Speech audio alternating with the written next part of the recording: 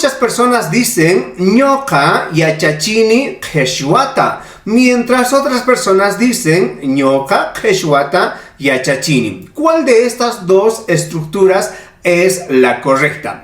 Bueno, la primera es la correcta si nosotros respetamos todas las estructuras gramaticales, porque en quechua la sintaxis se forma de la siguiente manera. Siempre se empieza con el sujeto de la oración, quien va a realizar la acción. Puede ser una persona, puede ser un animal. Seguidamente vienen los complementos, o también llamados como objetos. Y finalmente vendría el verbo, la acción. Entonces, en quechua, la sintaxis es sujeto, seguidamente el complemento y finalmente el verbo.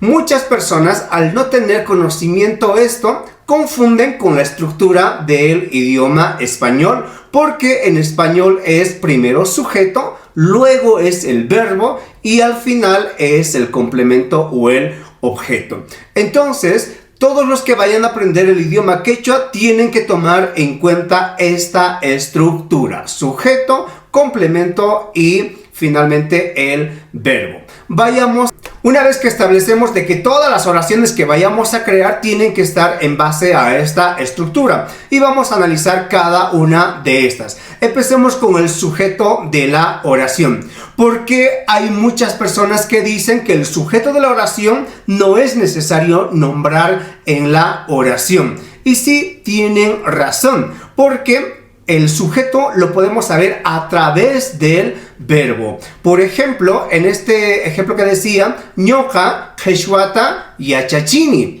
Pero el sujeto de la oración lo puedo borrar y directamente decir qheshwata yachachini. ¿Y cómo voy a saber de quién estoy hablando? A través de la conjugación del verbo. Por la terminación ni, puedo decir que la oración está en primera persona y en singular. Si dijera qheshwata yachachinki, el inki me está diciendo que está conjugado en la segunda persona. Si digo qheshwata yachachin, el verbo me está diciendo que es una tercera persona quien hace esta acción. Por eso que el sujeto de la oración puede estar presente o no puede estar presente. Es como en el español, que lo llaman sujeto expreso, es cuando está presente o cuando lo nombramos al sujeto de la oración. Y sujeto tácito, sujeto omitido, sujeto sobreentendido es cuando está ausente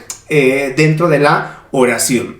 Bien, ahora enfoquémonos en la parte del medio donde están los diferentes complementos o también llamados como objetos. Yo lo voy a llamar como complementos porque en realidad hay 5 complementos: complemento directo, complemento indirecto, complemento circunstancial, complemento atributivo y complemento agente. Hay estas 5 oraciones. Principalmente se utilizan estas 3: directo, indirecto y circunstancial, y estas otras 2 se utilizan en otro tipo de oraciones. Bien, y si solamente diría de objetos, pues habría simplemente objeto directo, objeto indirecto. Bueno, en el ejemplo que tengo voy a añadir los 3 complementos. Bueno, en este caso tenemos ñoqa qheshwata yachachini. Bueno, en esta parte qheshwata es el complemento directo, porque yo le pregunto al verbo ¿qué enseñó? Pues quechua. Entonces ese sería el complemento directo, y el directo en quechua se lo marca con el sufijo ta. Voy a añadir el complemento indirecto, que voy a decir ñoqa yachakuskuna man qheshwata yachachini.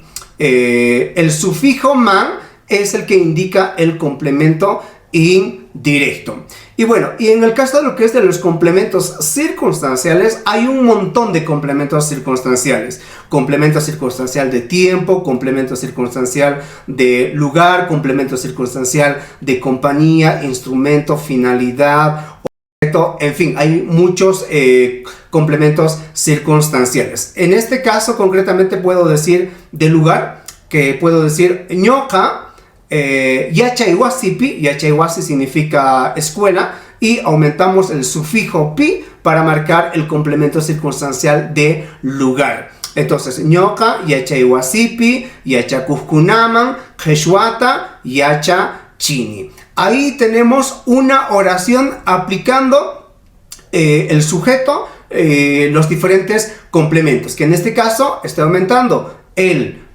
complemento circunstancial de lugar, objeto indirecto o complemento indirecto y complemento directo. Y finalmente hablemos del verbo. El verbo es muy fácil identificarlo porque todos los verbos siempre terminan en Y. De hecho, todos los verbos en quechua son verbos regulares.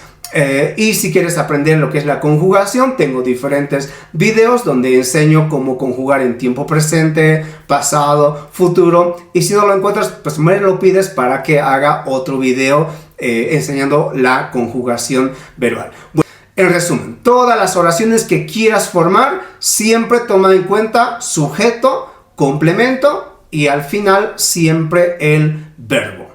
Y si quieres aprender más de esto, tenemos material tanto físico como digital. También damos clases grupales, también damos clases particulares. Aquí en Caspaja y Chacojuna, Huasco Ticamagacho, tengo una cama.